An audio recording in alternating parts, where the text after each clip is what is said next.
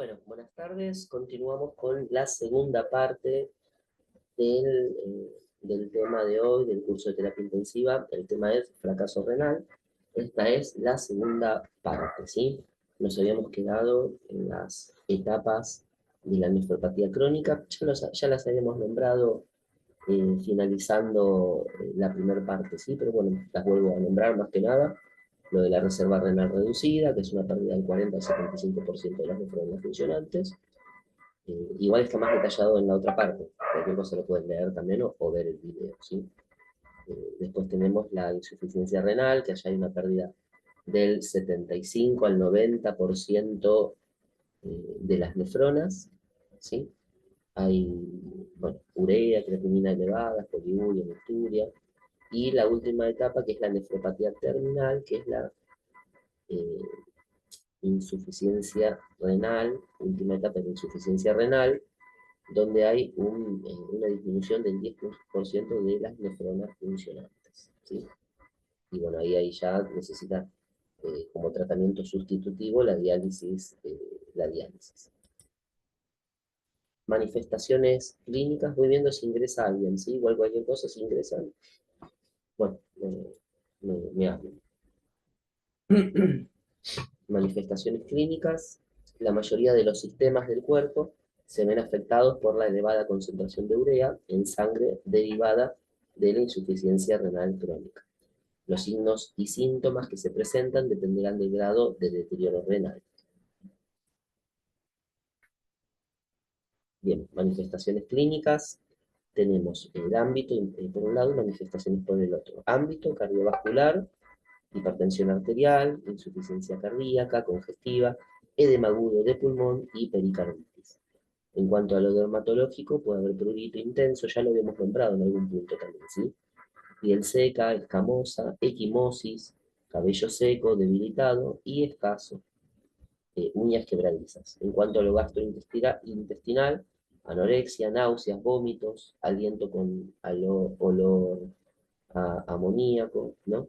Neurológico, alteración de la conciencia, convulsiones, músculo esquelético, espasmos musculares, fracturas óseas, hay fragilidad en cuanto a los huesos, ¿no? Metabolismo del agua en fases poliúricas y oligúrica terminal. Aparecen edemas, metabolismo de iones, puede haber acidosis metabólica, alteraciones del metabolismo del calcio y del fósforo, que pueden desencadenar la aparición de hiperparatiroidismo secundario.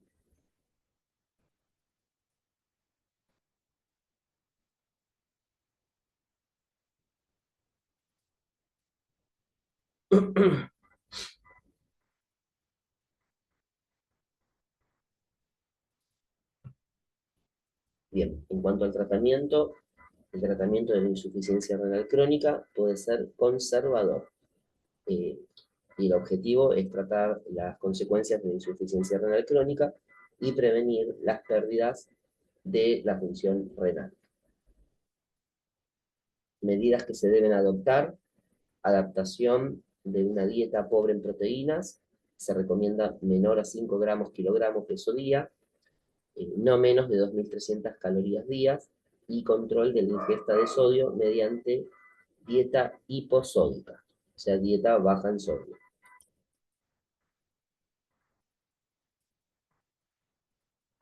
Medidas que se deben adoptar: control del balance hidroelectrolítico, ajustar el aporte de potasio, control de la hipertensión arterial mediante dieta o fármacos, ajuste de la dosis de los medicamentos. Técnicas de depuración extrarrenal en insuficiencia renal aguda. Existen dos situaciones que pueden requerir depuración extrarrenal o diálisis. Una es la insuficiencia renal aguda y otra es la insuficiencia renal crónica. Se puede llevar a cabo dos tipos de diálisis, una es la peritoneal y la otra es la hemodiálisis convencional. Hay otras técnicas, pero bueno, acá no lo nombramos. Principios bioquímicos de la depuración extrarrenal, ahí aparecen estos tres principios que son básicos y se deben conocer más en profundidad si llegaran a hacer algún día el curso de diálisis, pero bueno, ahora como para más que nada como para tener una idea de qué es lo que pasa cuando se encuentran con un paciente en terapia intensiva que está siendo sometido a este proceso de hemodiálisis por presentar una insuficiencia renal aguda o, bueno, crónica, en el caso de que sea un paciente crónico y esté internado por otras cuestiones. Bueno, estos principios físico-químicos son difusión, ósmosis y ultrafiltración. Difusión es el proceso por el cual dos soluciones de diferentes concentraciones se mezclan uniformemente, debido a la tendencia de las partículas a desplazarse desde un lugar de mayor concentración al de menor concentración. Ósmosis es el paso de agua, o sea, básicamente, ¿no? Para tener en cuenta esto de la difusión, es el pasaje de un lugar de mayor concentración a uno de menor concentración, ¿sí? La ósmosis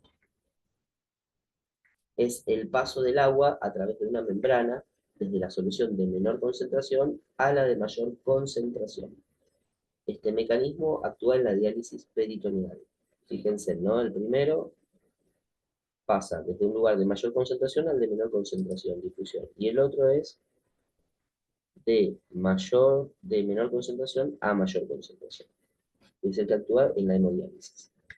Perdón, en la diálisis peritoneal.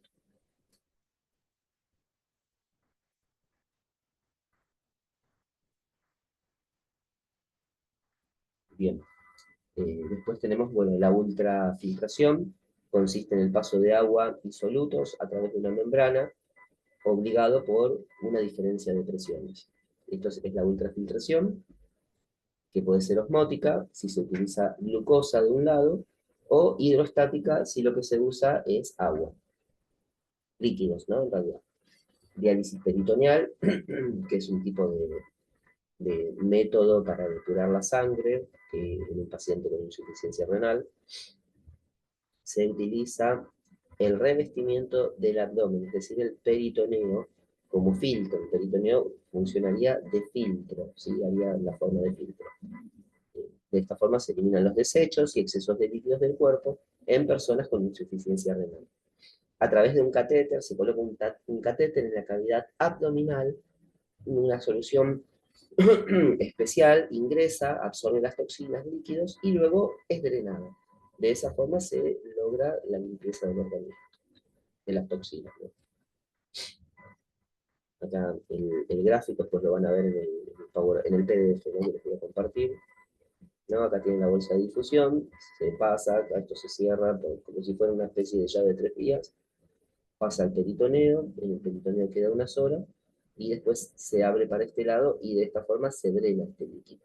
Este líquido va a llevar toxinas y, bueno, algunos minerales eh, eh, que estén de más, ¿no? Productos de desecho, del catabolismo, de las proteínas, de la parte muscular también, ¿no? Del catabolismo muscular, todo eso va a ser eliminado y va a ser descartado en esta bolsa.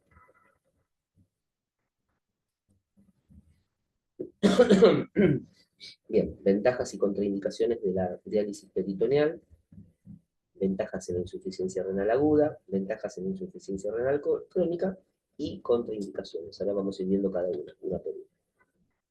Ventajas en la insuficiencia renal aguda: extracción lenta de los solutos sin sin alteraciones hidroelectrolíticas. No es necesario acceso vascular. En realidad hay, respecto de, recuerden que estamos hablando de la diálisis peritoneal, ¿sí? No se olviden de eso. Porque si estamos hablando de otra diálisis, sí, ahí sí se necesita acceso vascular. En este caso, ventajas, ¿no? En insuficiencia renal aguda, la no necesidad del catéter vascular, es muy útil en pacientes con riesgo de hemorragias, no requiere anticoagulantes y buena tolerancia hemodinámica. Ventajas en insuficiencia renal crónica: buena opción como tratamiento temporal hasta que pueda ser colocado un acceso vascular al paciente. Es muy útil en pacientes crónicos en los que no es posible la hemodiálisis por dificultad de acceso vascular, diabetes, cardiopatías. Contraindicaciones de la diálisis peritoneal, ¿no?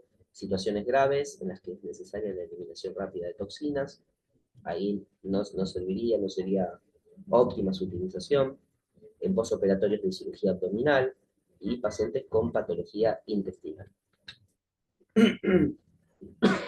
Complicaciones en la diálisis peritoneal. Tenemos tres tipos de complicaciones: mecánicas, infecciosas y metabólicas. Vamos a ir viendo cada uno. Respecto de las mecánicas, relacionadas con el catéter, puede haber perforación de intestino o vejiga urinaria mientras se está colocando, oclusión u obstrucción. Y irritación peritoneal, también por excesiva temperatura del líquido de diálisis. Hay que verificar el líquido de diálisis antes de ser administrado, ¿sí? Infecciones, infección en el punto de punción, puede haber peritonitis, que es muy frecuente, y es una vía de entrada de microorganismos, ¿no? A través del catéter, los líquidos de diálisis que ingresan, ¿sí? Y metabólicas, hipo o hiperglucemia se puede producir, hipo o hiperpotasemias, hipo o hipernatremia, alcalosis metabólicas, hipo o hipervolemia e hipoproteinemia.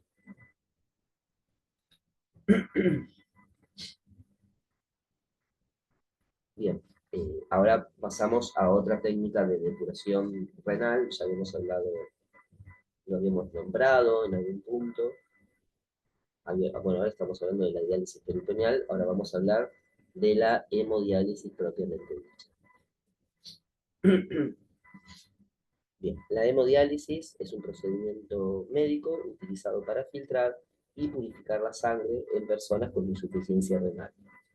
Durante el tratamiento, la sangre se extrae del cuerpo y se pasa a través de una máquina de diálisis, que actúa como un riñón artificial. De esta forma se pueden eliminar desechos, toxinas y exceso de líquidos antes de devolver la sangre limpia al cuerpo.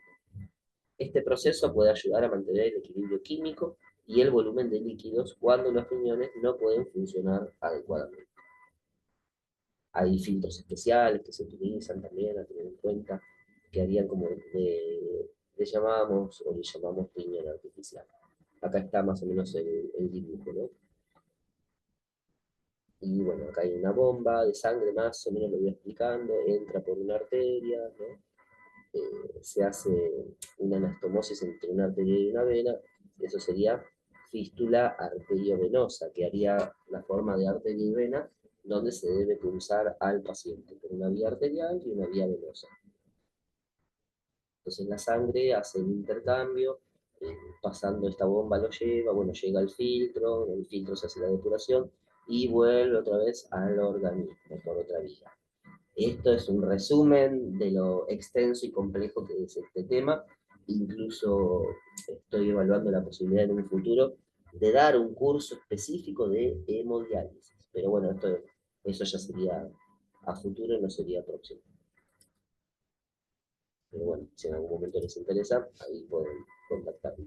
Igual hay un montón de gente que ya da en estos cursos hace muchos años, así que nada. Cuidados de enfermería en la hemodiálisis: preparación y educación del paciente, a tener en cuenta, ¿no?, todas estas cuestiones. Monitoreo durante la sesión, cuidados del acceso vascular, gestión de complicaciones y educación post-diálisis. Ahora vamos a ir viendo cada uno por uno, ¿sí? Ya casi finalizando con la clase del día de hoy, y después con los que están en el curso de pediatría, nos encontramos en el curso de pediatría. Preparación y educación del paciente, explicar el procedimiento y obtener el consentimiento informado, además de verificar signos vitales antes del inicio de la sesión para establecer una línea de base, ¿sí?, para ver cuáles son los signos habituales del paciente, a ver si hay algún tipo de alteración que se pueda llegar a dar durante la hemodiálisis. Saber el peso es importante, a ver cuánto peso tiene que bajar, cuánto líquido se le puede sacar, tampoco se le puede sacar mucha cantidad de líquido, se hace un estimativo en base al peso, los signos vitales, si tiene presencia de edemas o no.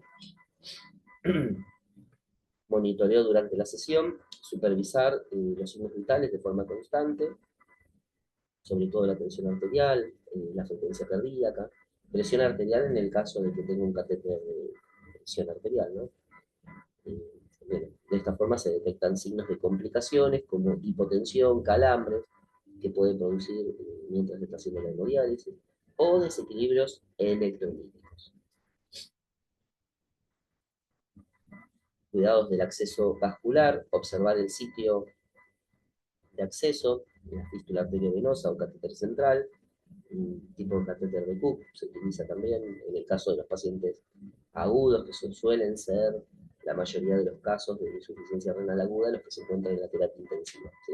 Puede ser que tengan un paciente con insuficiencia renal crónica, pero bueno, mayormente son los de insuficiencia renal aguda con el catéter central, tipo Cook, para detectar signos de infección o complicaciones, como sangrado, trombosis. También tenemos que tener en cuenta, se debe mantener una técnica aséptica y conectar y desconectar la máquina de diálisis. Al conectar, ¿no? Cuando se conecta y se desconecta, hay que tener en cuenta esto de la técnica aséptica.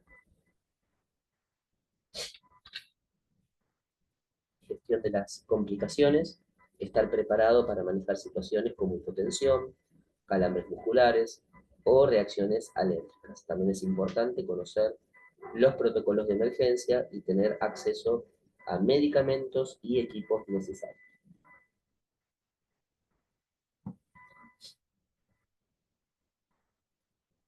Educación post-diálisis, asegurarse de que el paciente esté informado sobre los cuidados del acceso vascular, los signos y síntomas de complicaciones y las restricciones dietéticas de líquidos, además de revisar los resultados de laboratorio para ajustar el plan de cuidados según sea necesario. Muchas gracias.